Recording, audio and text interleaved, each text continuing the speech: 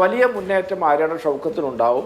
അത്തരത്തിൽ മുന്നേറുന്നൊരു സ്ഥാനാർത്ഥിക്ക് പലതരത്തിലുള്ള പിന്തുണയും പല സമൂഹങ്ങളിൽ നിന്നുണ്ടാവും. അതൊക്കെ കണ്ടിട്ട് വിഭ്രാന്തിപ്പെട്ടിട്ടോ വേവലാതി പൂണ്ടിട്ടോ മലർന്നു കിടന്ന് തുപ്പിയിട്ടോ കാര്യമില്ല എന്ന് CPM-ന്റെ സ്നേഹിതരെ അറിയിക്കാൻ ഞാൻ താല്പര്യപ്പെടുകയാണ്. ശ്രീ നൗഷാദ് അലി അവരുടെ നിലപാട് പറഞ്ഞല്ലോ. ഇപ്പൊ നോക്കൂ, ഇടതുപക്ഷം പറയുന്നത് ഇടതുപക്ഷത്തിന്റെ കാഴ്ചപ്പാട് നിങ്ങളുടെ എതിരാളികളാണ്, ഗോപാലകൃഷ്ണൻ പറയുന്ന BJP-യുടെ കാഴ്ചപ്പാട് നിങ്ങളുടെ എതിരാളികളാണ്. നോക്കൂ, ഞാനൊരു വാചകം വായിക്കാം. ജമാഅത്തെ ഇസ്ലാമിയെ കൂടെ കൂട്ടി രാഷ്ട്രീയം പയറ്റുന്ന UDF എങ്ങനെയാണ് സംഘപരിവാർ ആശയങ്ങളെ ഫലപ്രദമായി ചെറുക്കുക എന്ന ചോദ്യം അതിനാലാണ് ഈ സമയത്ത് പ്രസക്തമാകുന്നത്.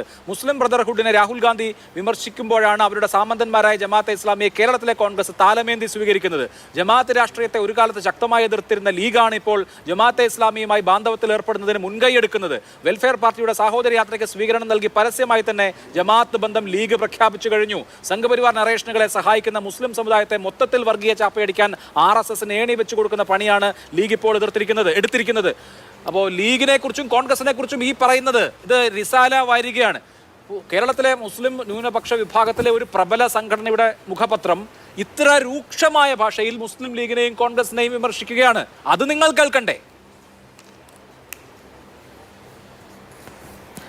ഇവിടെ അഭിലാഷേ, ഞാൻ ഇവിടെ ഇപ്പോൾ ഈ VK സനോജ് കുറേ കാര്യങ്ങളൊക്കെ പറഞ്ഞല്ലോ. അദ്ദേഹം ഇതിന് മുമ്പത്തെ ഊഴത്തിൽ പറഞ്ഞ കാര്യങ്ങൾ തന്നെയാണ് വീണ്ടും ആവർത്തിച്ചത് എന്നുള്ളതുകൊണ്ട് ഞാൻ അതിൻ്റെ വഴിക്ക് വിടുകയാണ്. കാരണം CPM-ഉം ജമാഅത്തെ ഇസ്ലാമി തമ്മിൽ അതൊന്ന് പറഞ്ഞ് തുടങ്ങിയിട്ട് ഞാൻ നിങ്ങളുടെ ചോദ്യത്തിലേക്ക് വരാം. കാരണം ഈ CPM-ഉം ജമാഅത്തെ ഇസ്ലാമിയൊക്കെ സഹകരിക്കുന്നത് എവിടെയെന്ന് ചോദിച്ചാൽ, അടിയന്തരാവസ്ഥ കാലത്ത് അന്നത്തെ ഇന്ദിരാഗാന്ധി ഗവൺമെൻറ് ജമാഅത്തെ ഇസ്ലാമിയെ നിരോധിക്കുകയാണ്. അതിനെ തുടർന്നാണ് ആദ്യമായിട്ട് അവർ രാഷ്ട്രീയത്തിലേക്ക് ഇടപെടാൻ തുടങ്ങിയത്. അന്ന് ഇന്ദിരാഗാന്ധിയെയും കോൺഗ്രസിനെയും തോൽപ്പിക്കാനായിരുന്നു അവരുടെ രാഷ്ട്രീയ ഇടപെടൽ. അതിൻ്റെ ഗുണഭോക്താക്കളായിട്ട് CPM-ഉം ജനസംഘവും അടങ്ങുന്ന ജനതാ പാർട്ടിയും ഒക്കെ അന്ന് ഉണ്ടായിരുന്നു. അത്തരത്തിലൊക്കെ വന്നൊരു രാഷ്ട്രീയമാണ്.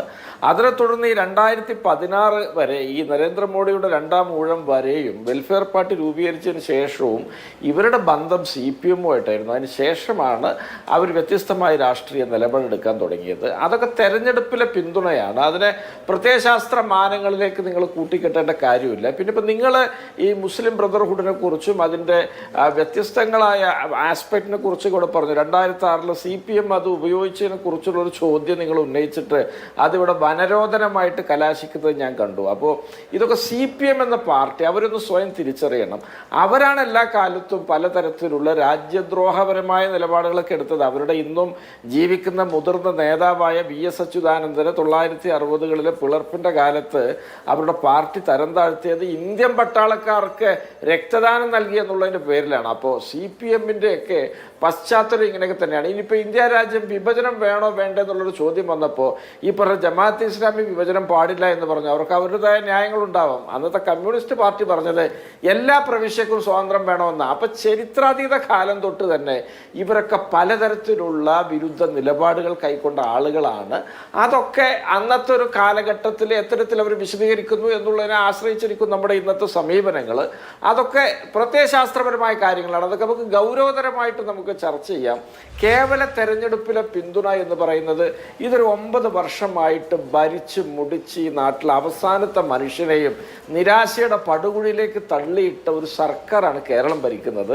സ്വന്തം മകൾ രേഖാമൂലം മാസപ്പടി വാങ്ങുന്ന ഒരു കമ്മ്യൂണിസ്റ്റ് മുഖ്യമന്ത്രിയാണ് കേരളം ഭരിക്കുന്നത്. അതിൻ്റെ പേരിൽ കേന്ദ്ര ഏജൻസികളുടെ കേസുള്ള ഒരു മകളുടെ പിതാവ് കേരളം ഭരിക്കുകയാണ്. ആ ഭരണവും ആ മന്ത്രിസഭയൊക്കെ കാണിച്ചു കൂട്ടുന്ന ഒരുപാട് നെറികേടുകളുണ്ട് ഈ സംസ്ഥാനത്ത്. ഒരു വിഭാഗവും മലയോര ജനതയാവട്ടെ, തീരദേശ ജനതയാവട്ടെ, ഇടനാട്ടിൽ പാർക്കുന്നവരാവട്ടെ, കർഷകരാവട്ടെ, കർഷക തൊഴിലാളികളാവട്ടെ, അധ്യാപകരും ജീവനക്കാരും ആവട്ടെ, വിദ്യാർത്ഥികളാവട്ടെ, യുവാക്കളാവട്ടെ, മഹിളകളാവട്ടെ, ഏത് വിഭാഗമാണ് ഈ സർക്കാരിൻ്റെ സേവനങ്ങളിൽ 9 വർഷത്തെ ഭരണത്തിൽ തൃപ്തരായിട്ട് കേരളത്തിലുള്ളത്?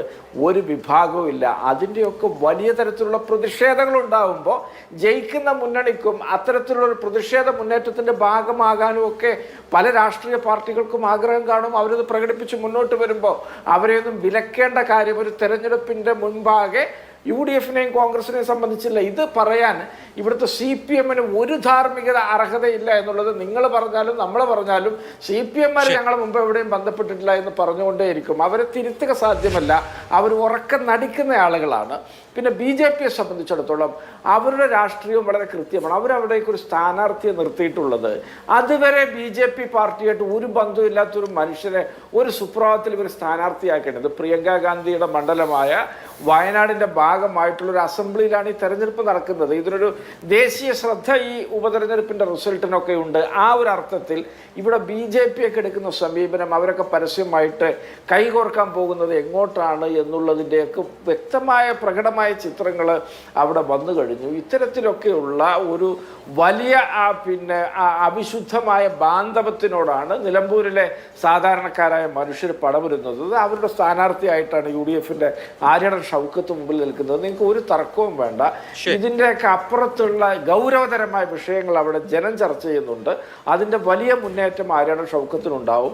അത്തരത്തിൽ മുന്നേറുന്നൊരു സ്ഥാനാർത്ഥിക്ക് പലതരത്തിലുള്ള പിന്തുണയും പല സമൂഹങ്ങളിൽ നിന്നുണ്ടാവും. അതൊക്കെ കണ്ടിട്ട് വിഭ്രാന്തിപ്പെട്ടിട്ടോ വേവലാതി പൂണ്ടിട്ടോ മലർന്നു കിടന്ന് തുപ്പിയിട്ടോ കാര്യമില്ല എന്ന് CPM-ന്റെ സ്നേഹിതരെ അറിയിക്കാൻ ഞാൻ താല്പര്യപ്പെടുകയാണ് അഭിലാഷ്. ശരി, ഓക്കെ.